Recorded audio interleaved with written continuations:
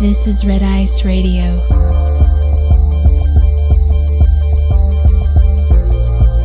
From the visible to the obscure.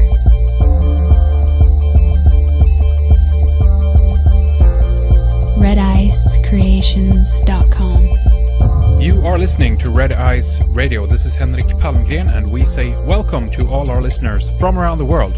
We are coming to you from the west of Gothia up in Scandinavia.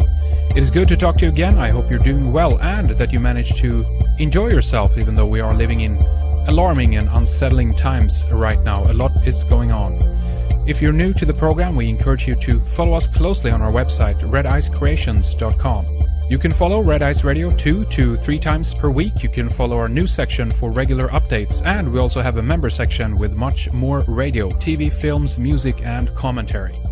Today we have Ralph Ring with us. He is a natural scientist and a creative technician who in the late 1950s and early 1960s worked together with Otis T Carr, a protégé of the great inventor Nikola Tesla, and a team of dedicated scientists on alternative technologies including levitation and teleportation.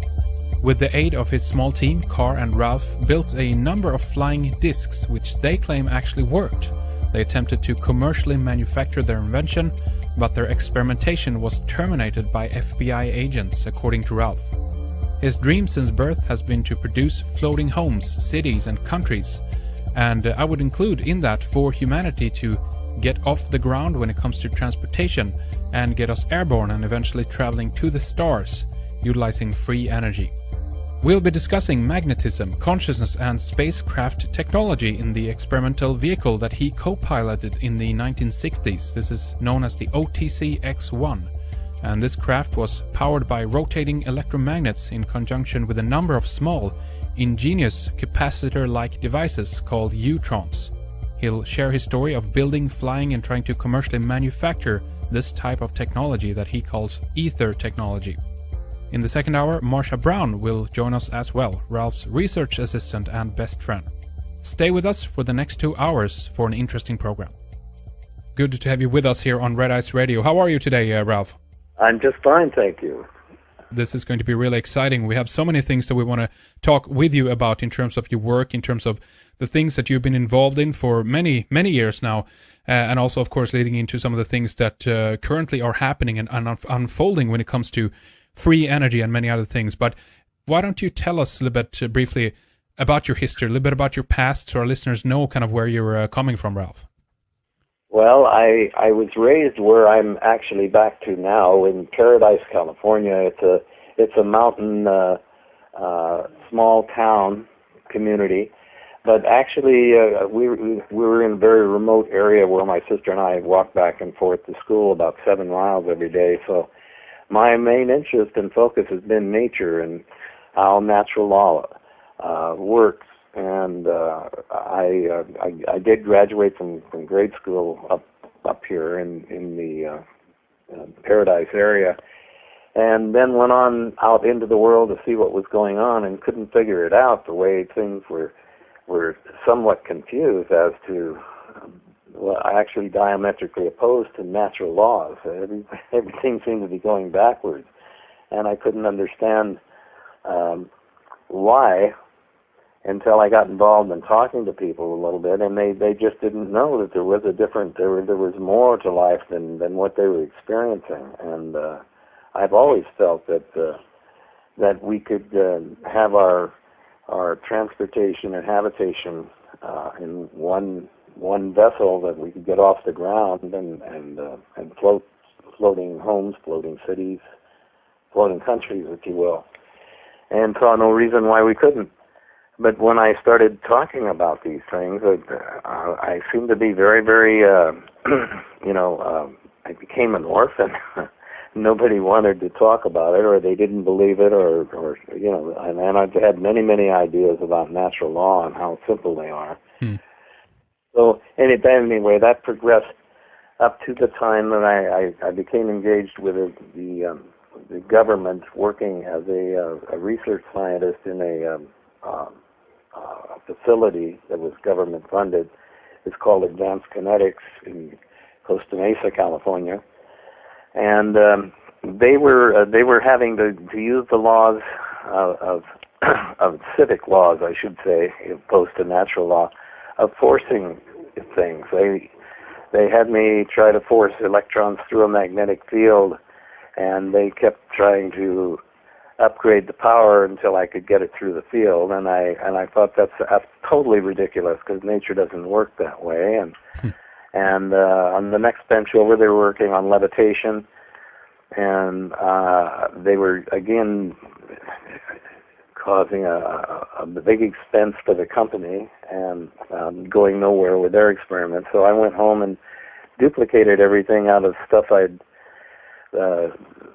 got from garage sales and swap meets, etc., and put together the same experiment I'd been working on, and got the electrons through the field without deflection right away.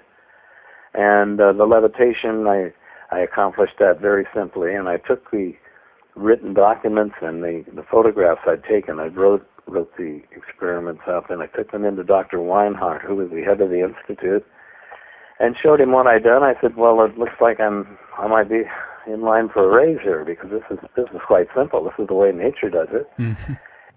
And he said, oh, yes, I know, but you don't understand that this is a government-funded research facility, and we're paid here to look for answers, not find them. And that being said, he said, I'm going to have to take these documents and your papers and shred them, have you go back to work. We'll give you a few more dollars in your envelope, but don't talk to the engineers. And I was just a lab tech. Yeah. He said, don't talk about this. This is a taboo area. You don't go into any ideas of magnetic resonance and anything about vibrations. He said that's a no-no here. So go back to work and know you were being well paid, and forget about all this.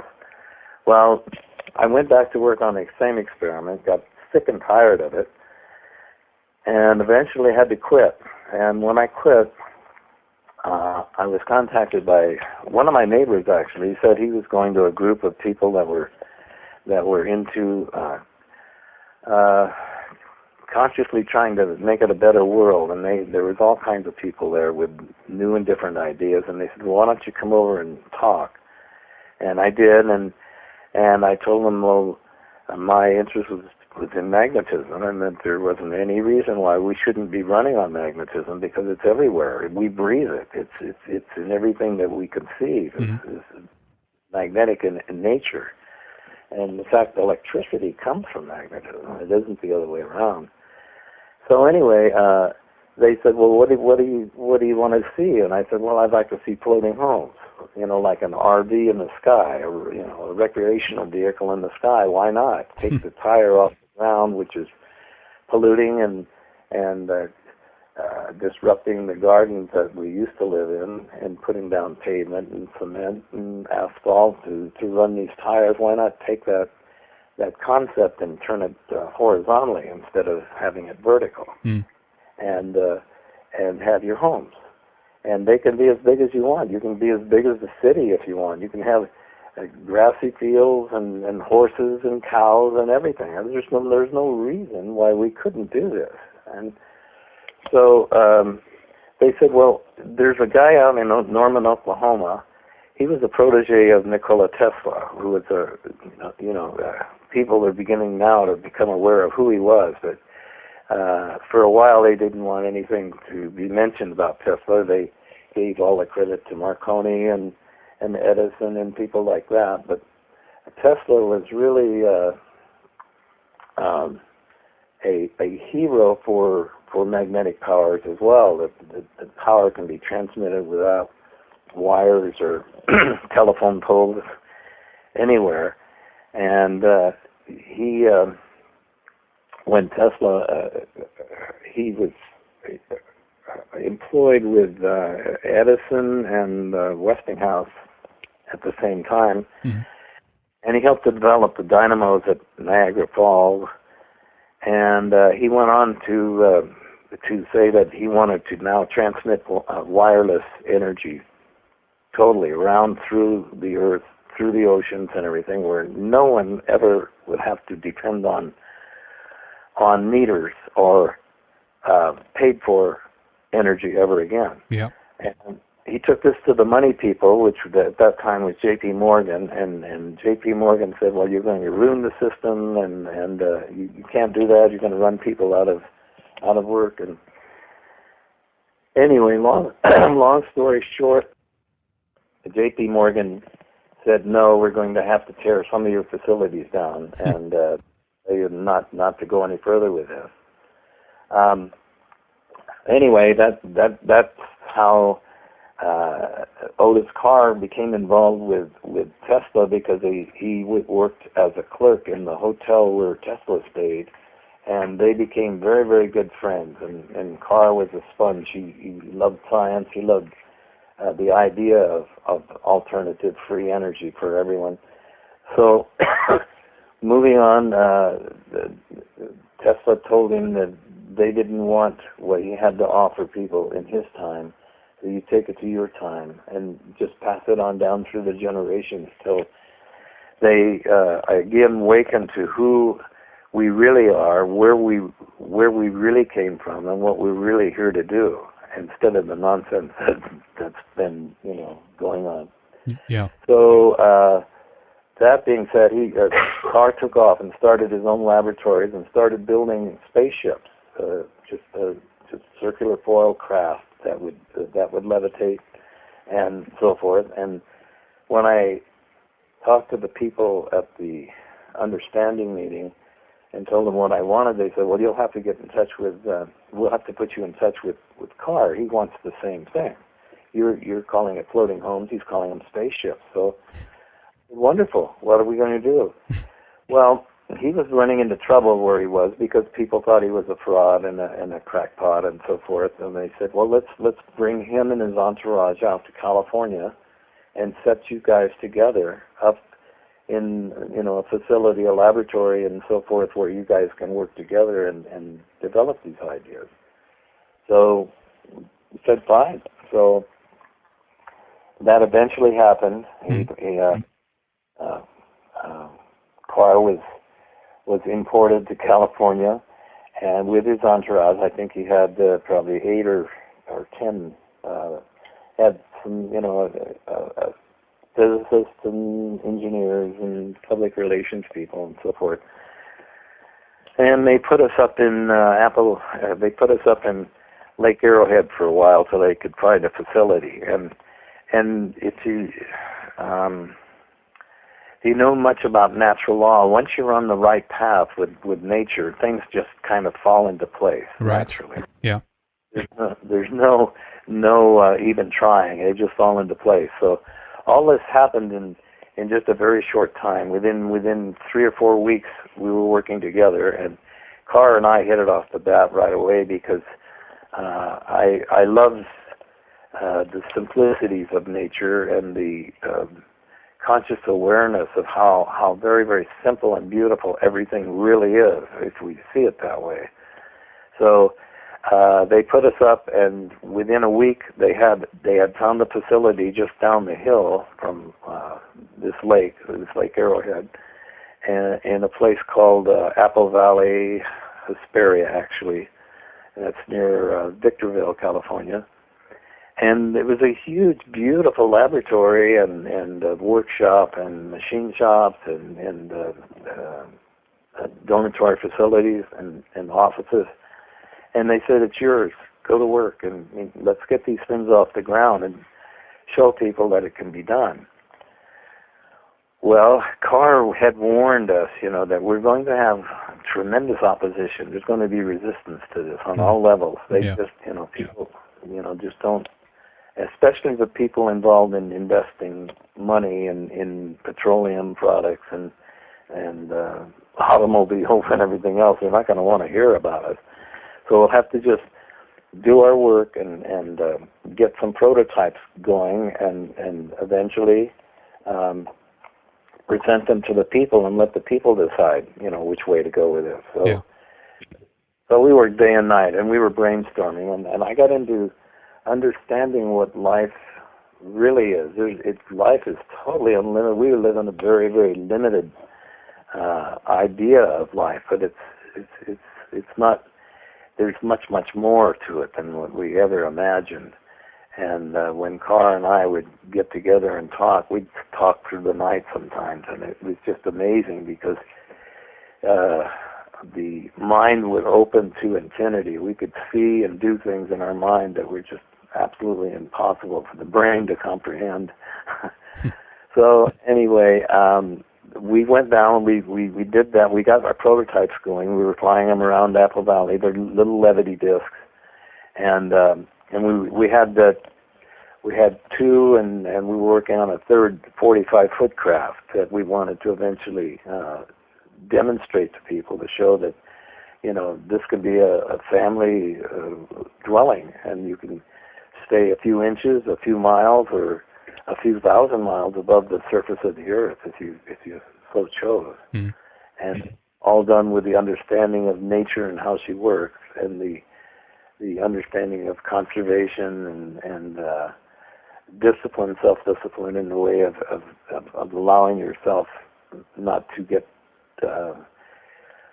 too far carried away in the idea that they won't work. Just to believe that they will and know that they will work, and let it go at that. Well, we got to that point where we needed a manufacturer. We thought, well, let's introduce these to a car manufacturer, and see if we can work with them and get an assembly line building these small craft.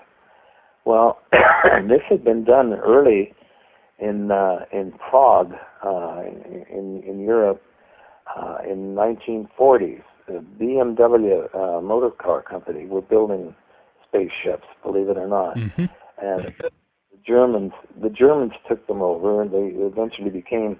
They wanted to mount weapons on them and so forth, which they did on some of them.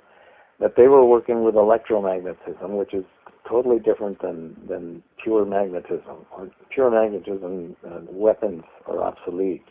There's no way you could use weapons in the magnetic field that the craft operate in. Let's see, where are we? Oh yeah. So one of our PR people, his name was Wayne Aho. He had the New Age Foundation on Mount Rainier for years after he got out of the service. He was an intelligence officer, and then dealing with UFOs, et cetera, and knew that things were being withheld from the public, and that and especially about craft that could levitate and get off the ground. So he said, let's contact one of the motor car companies here and see if we can't get them working with us. So we called, made arrangements with General Motors. They sent a rep out to Riverside, California. We took our crew. We had a couple of engineers, one of our physicists, and took our little model with us for the meeting. And I was fortunate enough. Now I was just a lab tech, nothing more. But I also was a gopher. I'd go for hamburgers or whatever while we were working. So, but Carr and I understood each other on a very deep and wonderful level. So I was invited on most of the things that were done to go along, and so I did go along on this meeting, and we took a little 6-inch model, a levity disc, and set it on his desk, and it just sat there levitating with no problem, no sound, no noise, no visual ideas of any kind that could be disputed. Okay.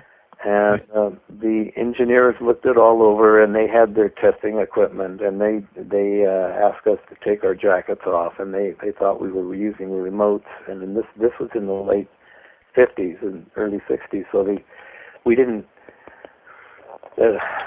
have anything like that. It was just the pure levitating disc. Yeah. And so they examined it, and they finally came to the conclusion that it was working, but it was in violation of the known laws of physics, namely the second law of thermodynamics. That this we're seeing it, but it can't be. It cannot be. This doesn't. There must be a trick here somewhere. So after a more thorough examination, they saw that it indeed was something they didn't understand. And Carr said, "Yes, sir. This is what we want to introduce: magnetic energy, and we want to produce vehicles. We don't want to disrupt the system. We just want to slowly, like the automobile did to the horse, just gradually come into the scene and have a different form of habitation and transportation available for people." Mm-hmm. And they could still have their cars, they can have their Maseratis, they can have whatever they want, but right. Some people like a spaceship. So this guy became furious. He just oh my gosh! He said, "You're attempting to overthrow the monetary system. We have hundreds of thousands of people that we support, and they have families to take care of, and kids in school and everything. And you're going to replace all that with this?" And Carr said, "Well, yes. If you give the people the opportunity to not have to pay large energy bills, which is basically 80 to 90% of their income goes towards energy of one kind or another. Yeah. And you give them free and abundant energy, then you would allow them the freedom of why they came here, what they're doing here, who they really are, to become exposed, to come to the surface, to have incredible beings that are unlimited in their creations. We would have a world of splendor on all levels, and they wouldn't have to worry or be concerned with the servitude necessary to maintain the electric bill.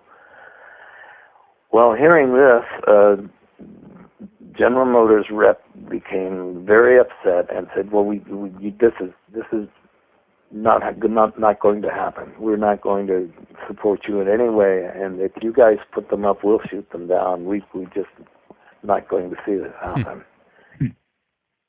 So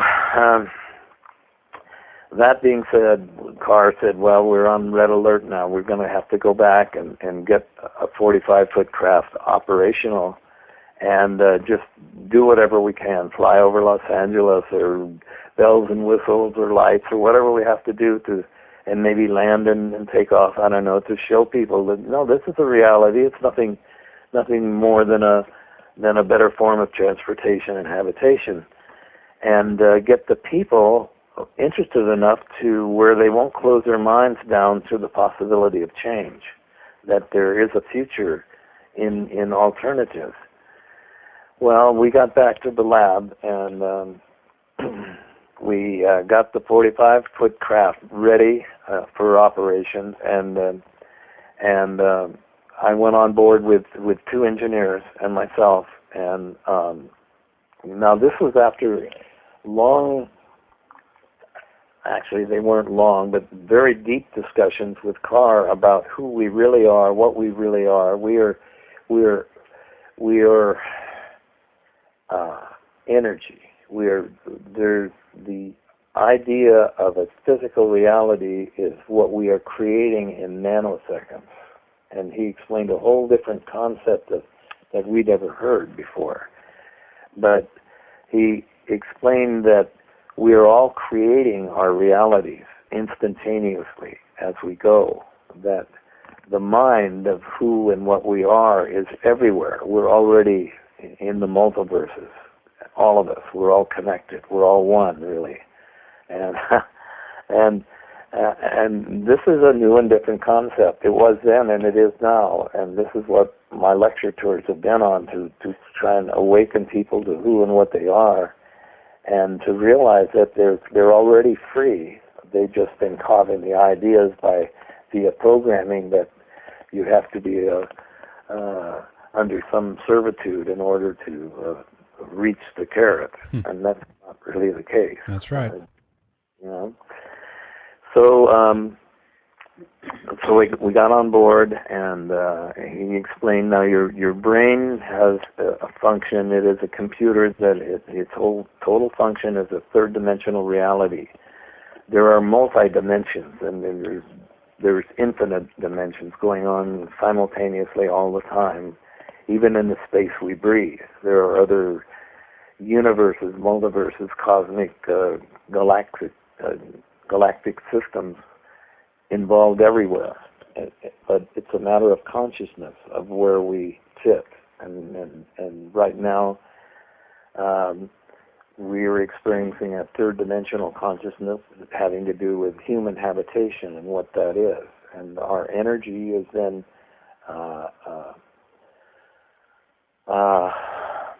introduced through the water vessel that is called the body, and we are operating this machine, which is very nice because we're learning how to touch and feel and learning the 5 dimensions of a physical reality, which in other systems are not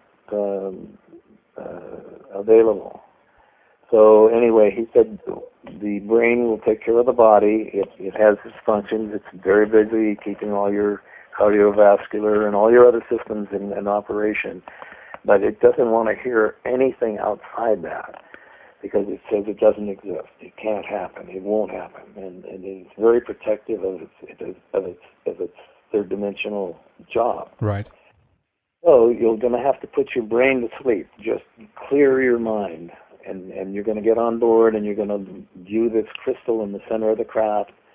And I want you to clear your brain and don't accept anything that it tries to tell you, because it'll say, well, this is nonsense, or this is taking too long, or just clear your mind and stay with your self-discipline and enjoy the ride.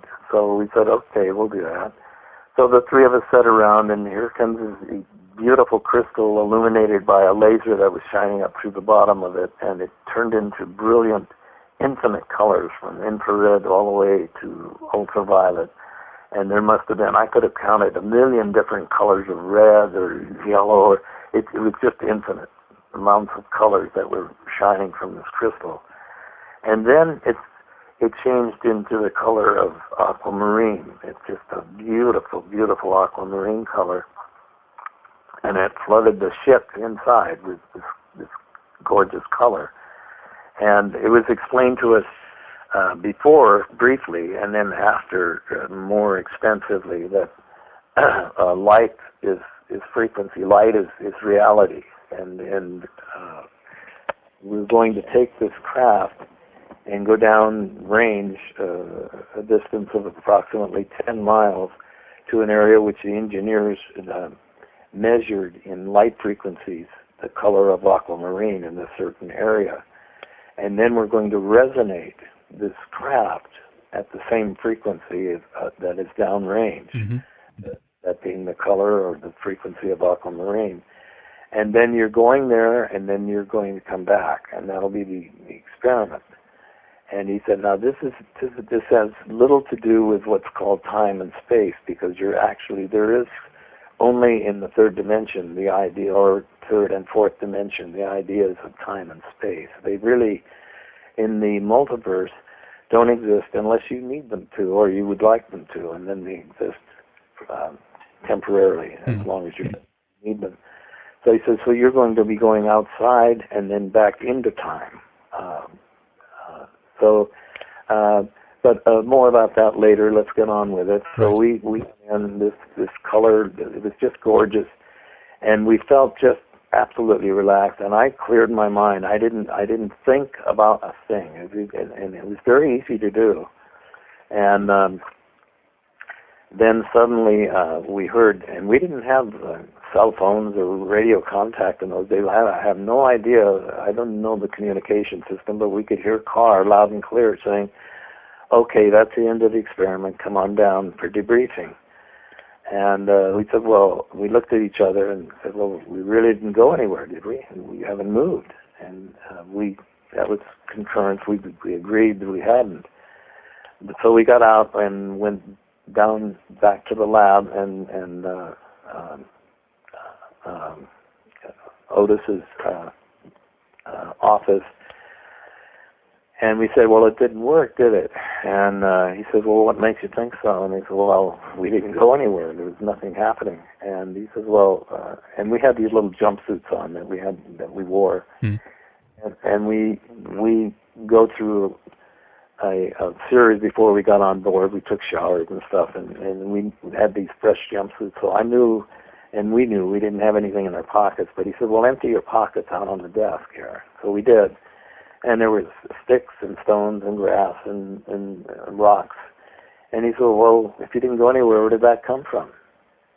And we knew we were in a sealed compartment and nobody got on board, and we were fully conscious of what we were doing. And so we had no idea. And he said, well, I told you the brain just it's not interested in anything besides its own job. So what you were operating on was the mind, your consciousness above the brain that took you downrange and back again through time and space, which is called teleportation. And he said your brain won't catch up with you for weeks or months or years or maybe never. It'll never accept the full fact that this happened. But that's okay. It's real. It did happen. This is a multiverse, not a singular little one frequency or so of light. There's multi-dimensional frequencies going on all the time. So anyway, we were still in a state of disbelief because we just were shaking our heads that, wow, this is strange. Mm-hmm. But we remembered, and I remembered an earlier experiment that we had with one of the 3-foot models. While we were operating it, we were vibrating this little 3-foot model at an increasing frequency, and it felt good. It was made out of aluminum, T6 aluminum, very nice looking craft. And I remember touching it. It felt good. And Carr said, well, just wait and see what happens. So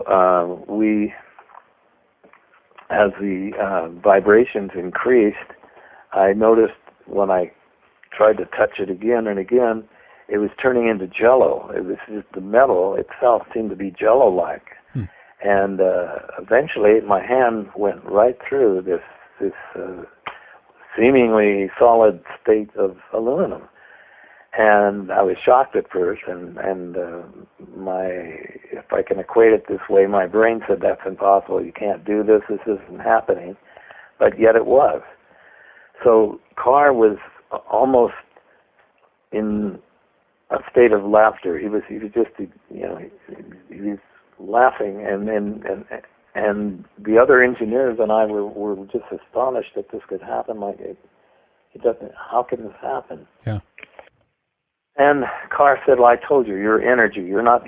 Bodies don't exist except you look under an electron microscope. You don't see a body. You see energy, and that's what we are. We are a composition of magnetic energy. That's constant, and we have been forever, we are now, and we will be forever because energy cannot be created or destroyed.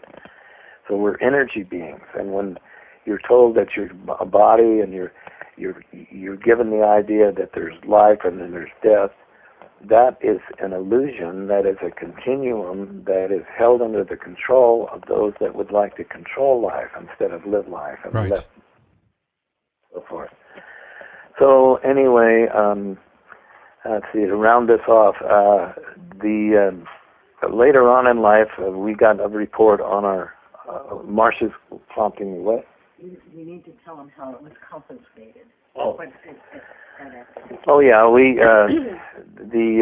I guess the report got out that we were doing what we were doing, and we did have little craft going around that they thought was flying saucers. So they came in with these large truckloads of soldiers and cars with people that had FBI badges on and so forth, and they came in and said we're shutting you down, we're confiscating everything, and they read this thing off to Mr. Carr that said, you are attempting to overthrow the monetary system of the United States and to be held Right. the truth. so they said you're no longer allowed to talk to each other or come together on any level, and we'll be monitoring you for the rest of your lives. So don't try to do this again ever. Blah blah blah. Cease and desist. And then later on, we got on my email when Project Camelot eventually interviewed me on this. I just want to bring this in at this point to clarify something.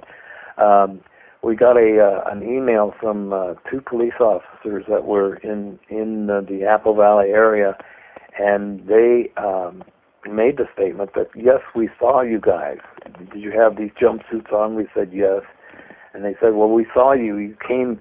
This craft came down and it didn't land, but stayed above the earth a little bit, and you guys got out, and then you got back on board, and it disappeared. And I said, yeah, that was us. So we had a physical, eyewitness to the event, which later helped in explaining these things to people, because they say, oh, this stuff couldn't happen. But indeed it did. I've been there and done that. And was there anything else I need to put in there, honey? Marsha? So I'll turn it over to you. I've gabbed enough. Absolutely. I have so many questions, obviously, for you, but let's try to look at this from the beginning. The 45-foot model, I guess that's the one that we can read about online and so forth, that is called the OTC X1. Is that correct? Yes, that's correct. Okay. And so one observation I made right away here, obviously, then is that you don't remember, I guess, that you actually got out from the vehicle, whatever we should call it, because my question was, where did the dirt come from? How did it end up in your pockets? But maybe that was something you did yourself, but you might not have remembered that. Well, now I don't have total recall, but now I have at least 90%, and I do remember. I do remember now. My brain has accepted the fact there must be something other than itself that exists in the universe, and it has. I've come to terms with my brain, and it does now remember. I remember getting out. We had kind of a magnetic ramp that we went down, and I can still see my hands picking up these things and putting them in my pockets. So I can recall it now, where I couldn't for a long, long time. My brain just said, "Oh, that's ridiculous." So now I am very firmly satisfied with the event, and then that it did happen exactly as Carr said. And we were timed, and it was filmed on an 8mm camera, and we had a film at it one time, and I have no idea where it is now. But in their time when we left the lab, it was like 3 or 4 minutes, and in our time it was about 15 minutes. I don't know, there was a thing about time that was irrelevant because we really went outside and back in, but there was a time differential that was calculated of the experiment, and that was all documented too. But they took all our paperwork and all our photos and everything. The FBI? And I learned later that the craft, the 45-footer, was taken to Los Alamos, New Mexico, and put down underground. And a professor from Yavapai College in Prescott, Arizona, said that he, through the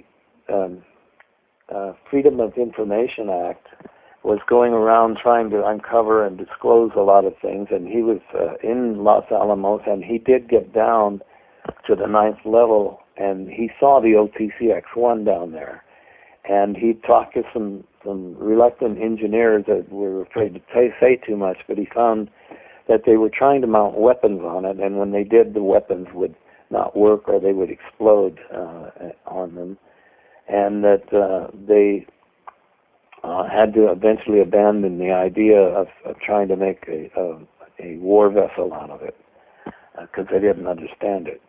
Huh. So anyway, Okay, I guess that's... Any more questions? Absolutely. Oh, definitely. So this, if we can call it that, then the technology here, the craft, is obviously upsetting the brain, or for you to operate it, coherently, you need to leave that behind, if I can put it that way. Now, do you think that has something to do with the influence of the magnetic field then? Because if you mentioned that this is operating on the magnetic energy that is, I guess, all around in one sense, but we know that the brain has its own magnetic field. So if we get too strong of an influence of another external magnetic field, I guess our perception of reality can change. It can become skewed. So how are these things two connected, do you think? Well, yeah, it's a whole new conception to people that are used to a third-dimensional idea of what life is, because the technology that we were using, in essence, is called ether technology. It has to do with the ethers and what the ethers are. It is all a form of consciousness, and let's see. Could you rephrase your question just a little more, and maybe I can give you a direct answer? Of course, it was a little bit maybe not that coherent, but I'll try to make it more simple, Ralph. Basically, what I'm asking is, if the brain has its own magnetic field, and if the ship that you were in is either generating its own magnetic field, or it's being it's tapping into another natural magnetic field that is out there in the ether. Maybe that is the reason why reality, from the point of view of the brain, becomes a little bit skewed or changed, because these magnetic field, one of the brain and one of the craft, are kind of colliding, if you will, with each other, right? Well, I never thought about it that way, but that could be something to look into. But actually, it was just like we were going to sleep. The brain was very, very comfortable. I didn't have any resistance to what we were doing at all, and I attribute that to Carr's talking to us before the experiment and telling us, what to relatively what to expect. And in nature, when something is predominantly happening, other frequencies, other resonance, if you will, are in a holding pattern, so that everything happens in frames of reference, in the moment, and so that there is really no confusion, and there is no overlap, or there is no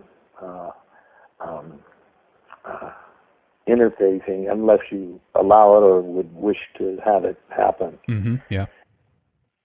So that in frames of reference, when there's something in the now, in that moment, and that was another thing. Carr said there is no past, there is no future, not in real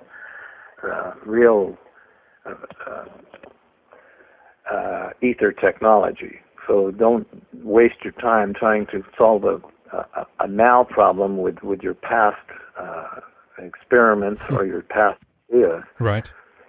But if you remain calm and attached to your natural intuition, you will find that the problem you're working on, or whatever you're working on, will start to come to you, and it will almost solve itself. And the future then becomes the now, the new now, so that you're continually working in the now. And he said, and don't go into the future either, because it's a waste of time, because you're pushing the envelope, and you need not do that. If you are in harmony with your essence, and you are calm, and you keep your brain out of the way, just don't let your brain start saying this or that, or I believe and I don't, and right, wrong, up, down, left, right. That's a system of duality that will confuse you forever, and it's like a squirrel cage. You go round and round forever.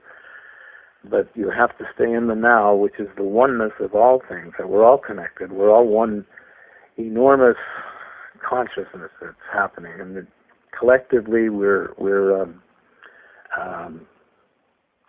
we're undivided. It's a state of knowing, not believing. But when you are taught to believe something, you can also be taught not to believe it. Well, exactly. That's my point. That's a really good observation. I mean, the brain, in that sense, is the part of us that gets programmed when it comes to our education or indoctrination, as some people would say, and I would agree with that. So we also, obviously, our belief, if you will, then gets programmed. And this aspect, Ralph, of both intuition and also connecting this with belief and having overall kind of a spiritual outlook on life is something I want to return to, because I feel that that's a very, very important area. But I just want to ask you, before we do that, quickly, if these ideas that you and Carr were talking and philosophizing about, basically, if they came from Tesla, I guess what I'm asking is, how much do you know about the relationship between Tesla and Carr? Did Tesla maybe just give Carr a few ideas on how to do certain things, or did he give him material, more detailed instructions on how to work further with some of these developments? What do you know, Ralph? Well, there was and I saw it briefly in my stay with Carr. There was one book. It was a blue folder that Tesla had some very, very detailed information about the ether technology, that it was very important, that he was had not yet even got a chance to share with people. And I remember the folder. It was a kind of a 3-ring binder thing, and Carr, it was given to Carr, and in that it had a lot of different information on I can't think of anything specific right now. Levitation, for instance, like when Carr tried to duplicate some of Tesla's stuff from this book, from levitation that Tesla had tossed down. Levitation is quite simple. If you look at the clouds forming in the sky and eventually becoming more and more dense, there's billions of tons of energy suspended in the air, and then when the signal goes, it rains. But that's a natural levitation that goes on all the time, and we just don't see it. Well, anyway, when Carr built his prototypes, and he was offered at the time to create a patent on it, he went through the patent office, and they said, "Well, yeah, we see this, but this levitation stuff is not this is nonsense. We can't put a patent on levitation. There's no such thing, in a sense." So Carr said, "Well, there is. We've got a working device. We want a patent on it." And they said, "No, we can't." So we'll tell you what, and this went on for, I guess, weeks with the patent office, and they said, if you pull your levitation concept out of the patent, then we'll give you a patent on an amusement device, and then ridiculous people can see ideas and so forth and so on. Yeah. So Carr pulled the levitation information out, and this was all in that blue book of levitation, and decided that this wasn't going to happen easily in his time as well. So he wrote a book called Inventions of Mystery, which I happen to have the original manuscript of. And in that, he encoded everything in the simplest of terms, knowing that someday when man gets back to simplicity, they will see and understand how levitation works, and then there will be no stopping it, because everybody will see, oh my gosh, it's that simple, and it can no longer be stopped. Doubted. So, it seems, sorry to interrupt, Ralph, but then obviously, and this is a huge area, we might focus the majority of this in the next hour, but what seems to be the issue, if you will, the problem, if you will, is the aspect of belief then, that we, in order for this technology to work properly, if I can put it that way, one needs to set their either pre-programmed belief to the side or simply believe that it is true, correct? Yes. Actually, it's a state of knowing, and the guidelines to get to this higher consciousness, which is necessary to appreciate that everything is alive. There is no exception, and in the oneness of where we operated in the atmosphere of Carr and the craft. Everything in frames of reference is true. Everything is real. Everything just is as you accept it and as you perceive it in the moment. So that there is no dispute necessary, because it is happening in just that moment. In one moment, this could be the reality of that moment. In the next moment, it could be the unreality of that moment. Because everything is in motion. Energy is always in motion. Yep. And if you were to focus on any one thing, like Heisenberg would, when he got into quantum physics and explained that the energy it takes to look at something also changes it. So that's right. If you're looking at a cup in the now, in this 1 second, and then the next second, it isn't the same cup at all. It's a reformulation of the energy put together by the conception held by the manifestation that is being produced from the mind, that we are actually creating our realities in nanoseconds, that what we're seeing out here is really energy fields that we're focusing in so many frames per second that our retinas and our cones and so forth are perceiving are happening in those nanoseconds, that we perceive it as a physical dense reality. And actually it's just energy being slowed down to a density where we can accept it in a camera, if you will, from the eyes and five senses, that you can conceive as real. Yeah. But it's not. It's really energy. All of it's energy. That's right. And we know about the observer effect, Ralph, and obviously again that's a big key in this, that in that sense, and with the right outlook from the observer point of view, you can make, I guess, incredible things happen, right? Yes, there is no limit.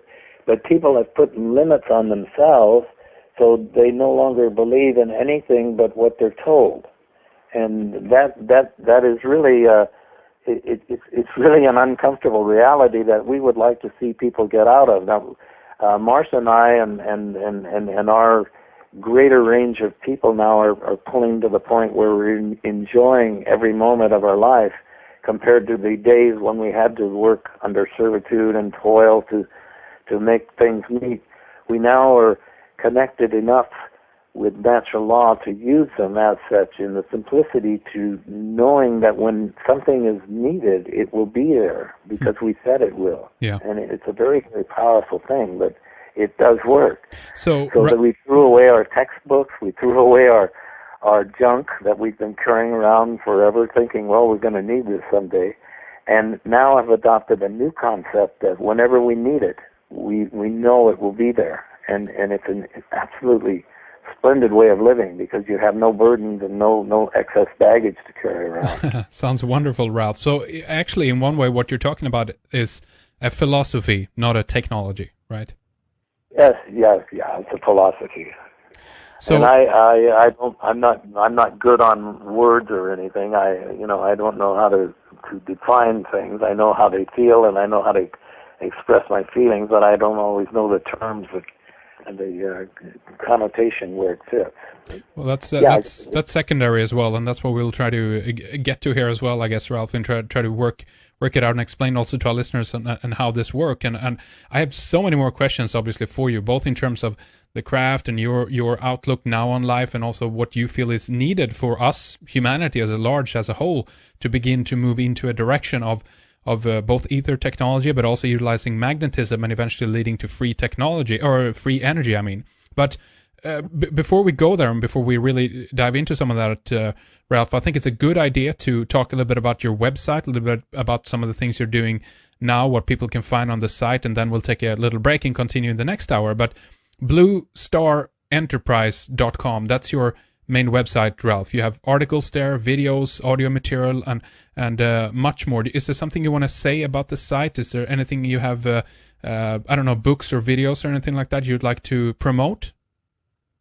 Well, thanks to our webmaster. His name is Mark Hosa.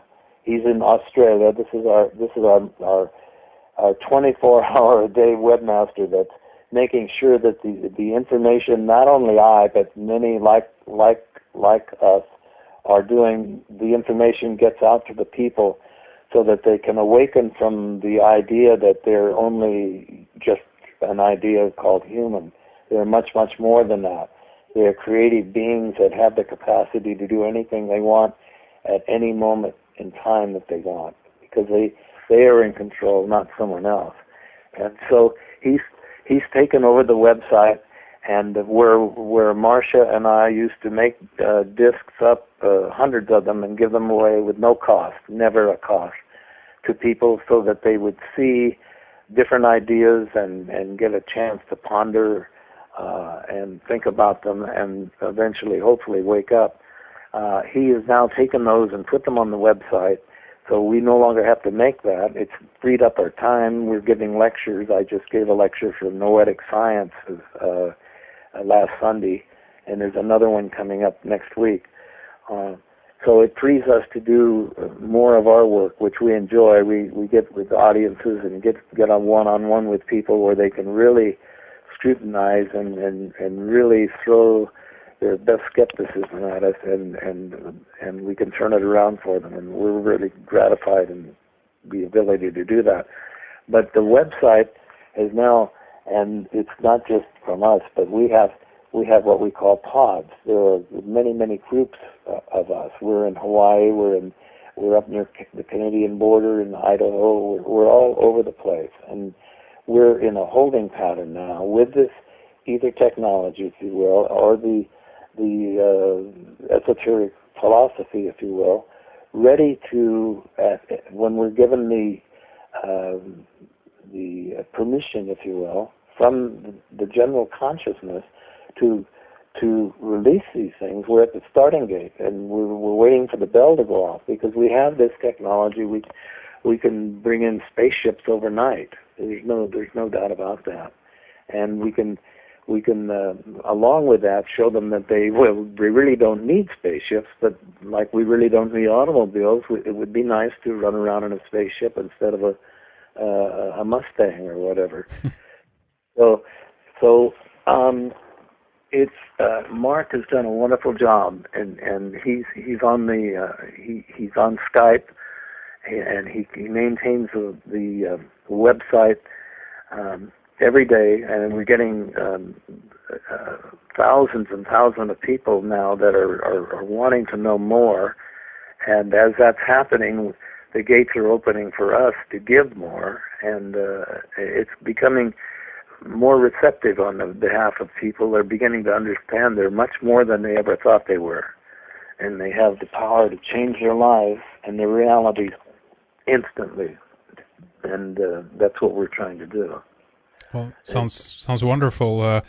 People can obviously take a look at the website even for even more, and a lot of the articles as well, bluestarenterprise.com. But do you feel you want to mention something else here before we take a little pause, Ralph?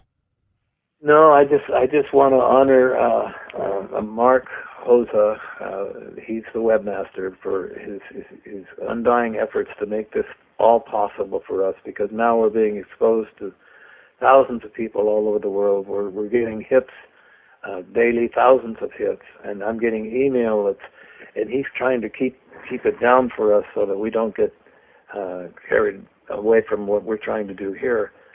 But the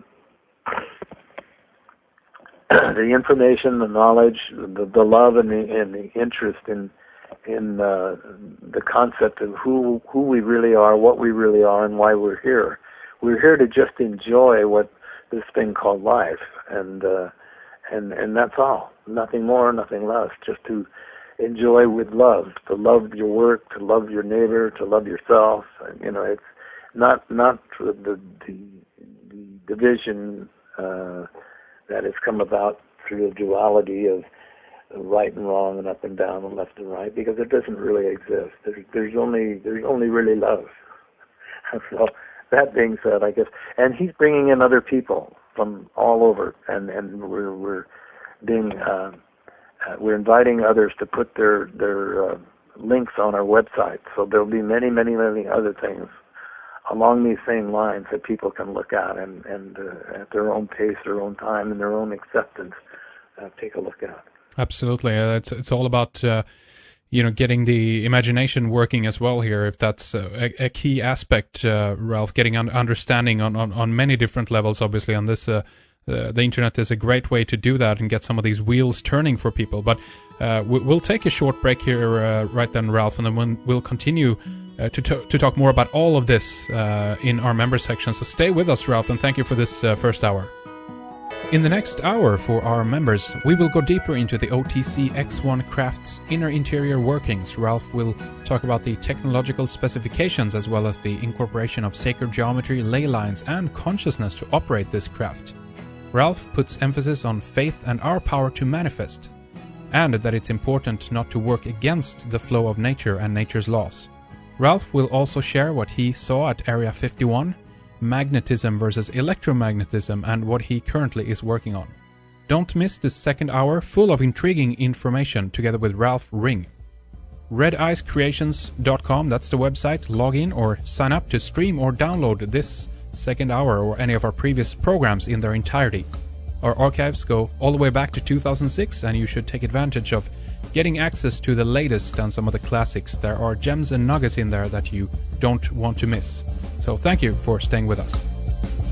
Rauni Lena Lukanen Kilde, John Taylor Gatto, Christopher Dunn, David Warner Mathiasen, Mehran Keshe, Josh Reeves, and Jurilina are some of the guests that we have upcoming on Red Eyes Radio. You are of course welcome to tune in when we're back with more soon, but right now we'll proceed with Ralph Ring in our member section.